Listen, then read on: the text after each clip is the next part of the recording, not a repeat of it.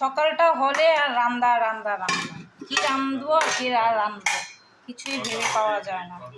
সব কিছু ভাবার চিন্তার পরে তো যাই হোক রান্নাবাড়িটা আমি সেরে নিলাম। তো যেহেতু আজকে সোমবার আবার নিরামিষ, তো ভাতটা প্রথমে বেড়ে নিলাম।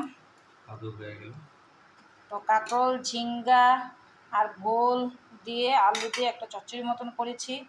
আর এদিকে দেখো আজকে বানিয়েছে কের আচার, মরিচের আচার, মরিচ আর লেবুর আচার, ভূত মরিচ আর লেবুর আচার। তো দিয়ে দিল না। তারপর দিয়ে দিচ্ছি এখানে ডাল, ডাল দেবো। আর এখানটা সকালবেলা আমি বানিয়েছি বেগুন আর আলু দিয়ে চচ্চড়ি একটা, আর এখানে ডাল। তো ডাল আমি দু রকমের করেছি, একটা এমনি ডাল আর একটা হলো আম ডাল। তো আম ডালটা পুরো দিয়ে দেবো, বাস। আর কি ভাল লাগে না, আর রোজ কিরানো ভালো লাগে না। আর এখানে দেখো অল্প ভেন্ডি ছিল, ভেন্ডিটাকে একটু শস্য দিয়ে চচ্চড়ি করেছি, মানে আজকে সব চচ্চড়ি আর ডাল রয়েছে। গরমের মধ্যে কিছু রাঁধতে ইচ্ছা হয় না। এই হলো আজকে আমার মেনু, তাই না? তো দিয়ে দিলাম থালি, হাতের থালিটা। বলো কিরকম লাগছে দেখে হাতের থালিটা? কিছু বলবে না, আমি জানি বদমাস একটা।